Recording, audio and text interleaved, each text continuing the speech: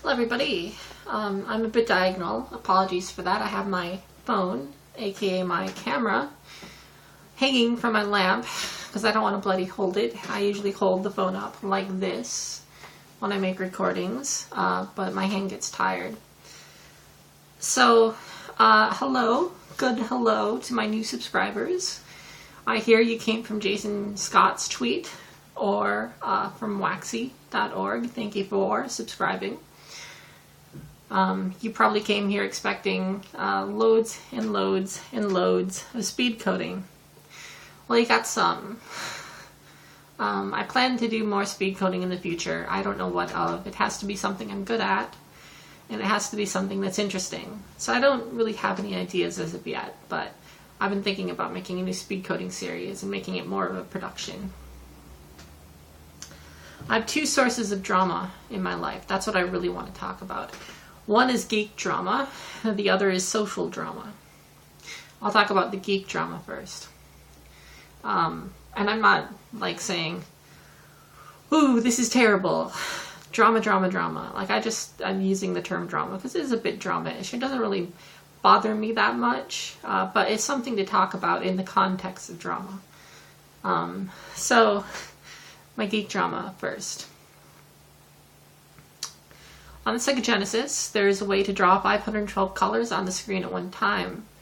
Typically, the Sega Genesis was defined for, and typically you have up to 61 colors on the screen at any given time. Let's just round that to 64. You have 64 colors on the screen at any given time.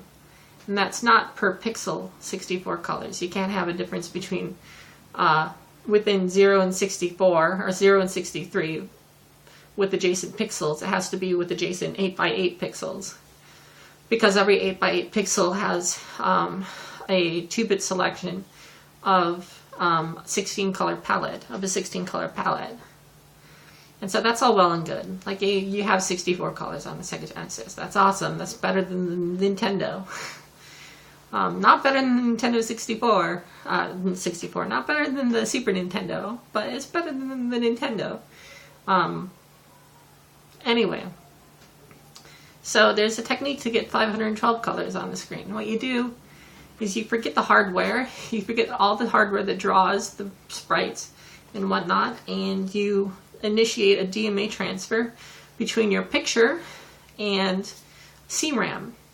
The pointer index being the background color in CRAM, and the pointer advance being 0. So you just end up overwriting the background color per iteration of the DMA transfer. And so what happens is as the raster goes, every iteration, it changes the background color, so you have a new color. And so as the raster goes, every pixel, it represents one iteration of the DMA transfer. And that way you can have 512 colors. Now this is a clever technique. This is a very, very clever technique. And I learned of it through Chili Willy on the GenDev forums. So I got this email I'm implementing it into my demo, which I'm releasing June 15th for At Party. So I got this email from org866 saying, I came up with the demo, the technique. Don't put this in any demo before we do.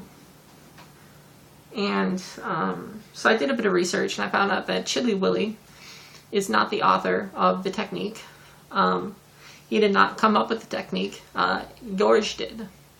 But George and org866 worked together. Like I believe George came up with, hey, let's do DMA. And org866 actually implemented it. And then Chili Willy copy-pasted that code into his demo code. And so, boo to Chili Willy.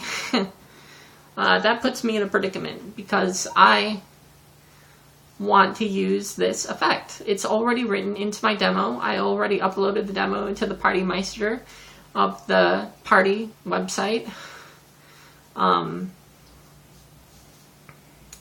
So I asked org866 if he's okay with in-demo credit.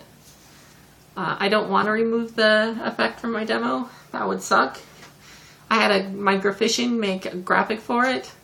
So I don't want to say to him, like, hey, this graphic that you spent time on can't be used because things suck right now. I don't want to do that. Like, I really, really don't want to do that. So if Org866, if you're watching, I've already sent you a message. Are you okay with in-demo credit? So there I am. That's my geek drama. My social drama comes from this morning. I got a phone call from Florida, of all places. Didn't know what Florida was, or who would call me from Florida, rather. So I answered it because I answer random phone numbers. If you know my phone number, give me a call.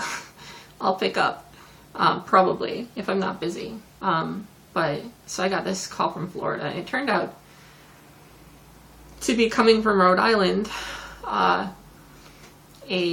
person on their cell phone, this fella named Vinny, the current partner to one of my exes, after my ex dated me and I believe 2 other women.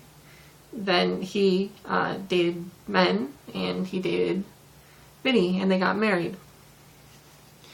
So Vinny calls me up, first of all, to tell me what a horrible person, Nate, that's the significant other, what a horrible person Nate is.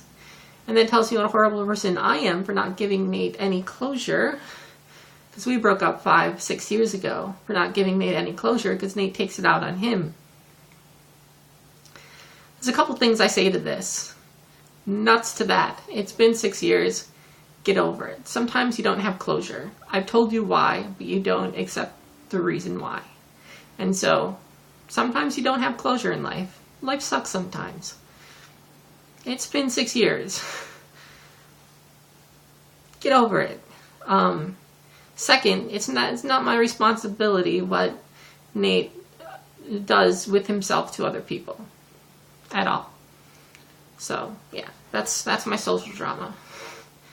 So I ended up hanging up on them. Like, we talked for half an hour, or rather they talked to me for half an hour telling me how bad of a person I am and how horrible Nate is.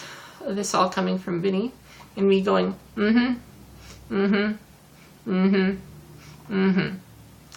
and finally, click. I couldn't take it anymore. So, yeah, that's my drama. Take care, everyone. Bye-bye.